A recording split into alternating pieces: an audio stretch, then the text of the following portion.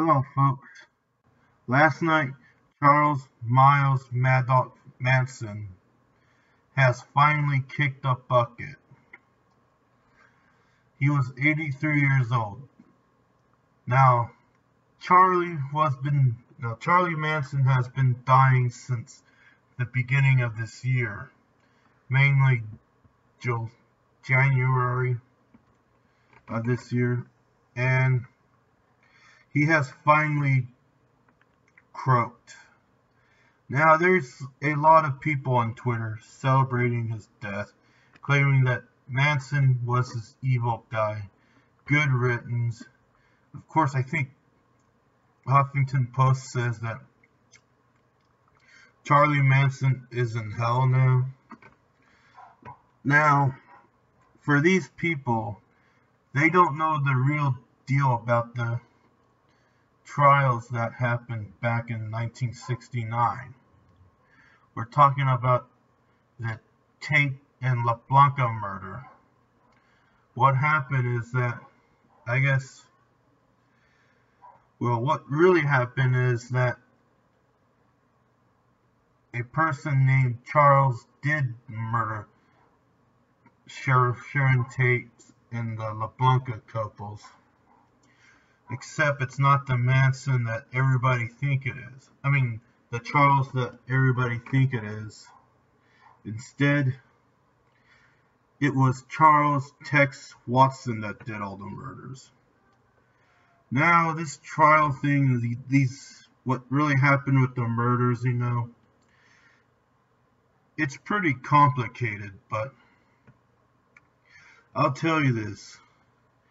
What really happened was Tex Watson owed a biker gang money because of bad drugs. So either he had to give them money or find some good drugs and shit. And of course, if you owe a biker gang money, or if you fucked over a biker gang, that's not good. Because these guys will kill you or just fuck you up and charge interest. So what Tex Avery did is that I guess he went to Sharon Tate's house to look for some drugs or drugs or some money or something like that to sell to the bikers so he can save his own skin. But I guess he couldn't find anything at Cheryl Tate's place. And I guess out of rage, he pretty much murdered everybody there, which became known as the Tate's murder. So 6 people died because of his frustration looking for some drugs and shit. You gotta know that people in Hollywood were doing drugs at the time. The film directors, the actors, and the producers and the executives are all doing drugs and shit at the time, and I guess there was a party going on, so she let him in and offer him some drinks, and I guess he tried to look for some drugs and fucking murdered them out of frustration and all that shit. Then I guess he went to go look for some drugs at I think it was some hairdresser at the time, and the hairdresser told him that you have to go to the La Blancas. They got all the drugs and shit. I got nothing right now. So I guess he went to the La Blancas and pretty much tried to look for some drugs or some money from them. They got none.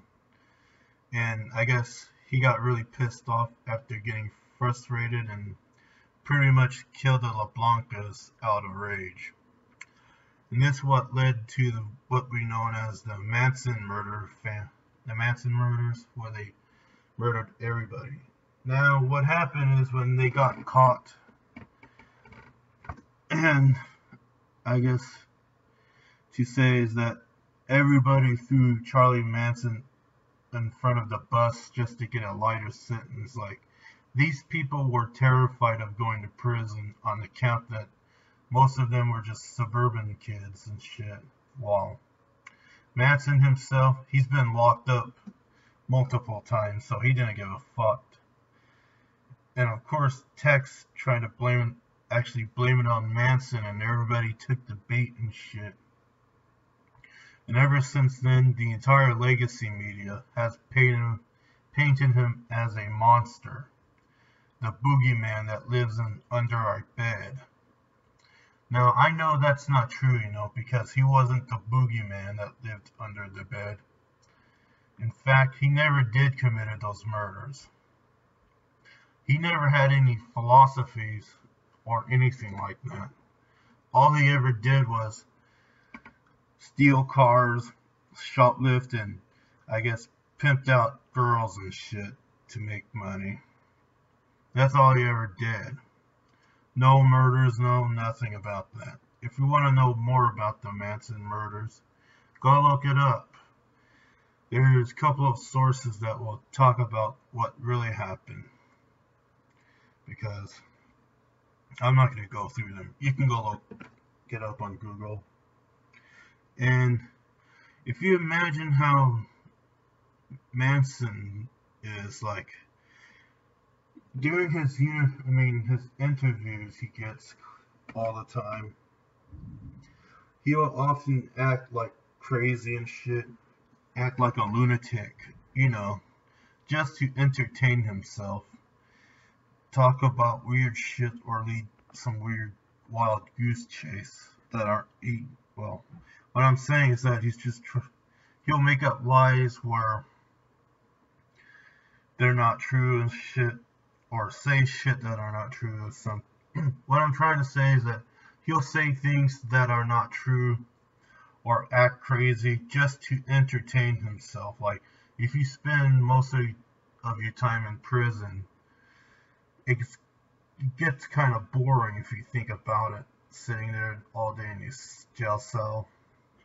Of course, they got like recreation to keep the prisoners busy, like reading or weightlifting, but you just sit in his cell all day being bored.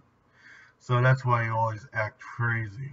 A lot of people in the 1980s think he was a Satanist. Well, everybody in the 90s thought he was an environmentalist, leading all these environmentalist groups to do terrorist acts. And I guess in the 90s he talked about the Iraq War or something. I don't know what happened in the 2000s. But to be honest, most of this shit is just, most of the people that worship him are teenage edgelord. Teenage edgelord. And I guess, to be honest, he spent 80% of his life in prison, so you can imagine him getting all these weird mails and stuff saying how great he was. He must think that these people are crazy. Sometimes, I don't know if sometimes people will smuggle cell phones in so they can call him and tell him that he talk about how whatever shit he comes up with, and thinking that this is awesome. I talked to Manson, so I can imagine people will be releasing like phone calls of him they did and claim that they talked to Manson and try to cash in the Manson mania. The brain dead legacy media, they're going to be talking about Manson for a while, just running it into the ground, which they don't have to do it, but they're going to do it. And of course, I think he's going to get cremated because they don't want people to go in and make his grave into a shrine, because people will turn it into a shrine. Because, most of those people are just edgelords, like teenagers. You are so edgy, and pretty much are social pariahs, thinking that Manson was the greatest guy because of his out there beliefs or something. He never did have any out there beliefs. And a lot of people think they're going to get his Manson collection. There's probably nothing there other than a couple of guitars or whatever he has in there, knickknacks. That's all they're going to find. There's no money, there's no like treasures or anything like that. Because he never did have any all that shit other than guitars. Like guitars. Now, one thing with the Manson murder, they call it music for murder because they thought he was going after the Beach Boys for stealing his songs, which they did, you know. But I guess with Sharon Tate and stuff, the producer used to live there, and I guess he moved out. So I don't know why he was sending texts there to deal with him if he knew that he doesn't live there anymore. So that's all I gotta say right now. Charlie Manson is dead. He never done any murders or killed anybody, but people believe whatever the legacy media says, which is pretty sad because, and of course, a lot of teenagers that are all edgy and shit, they're gonna be like trying to say that Manson was the greatest person in the world.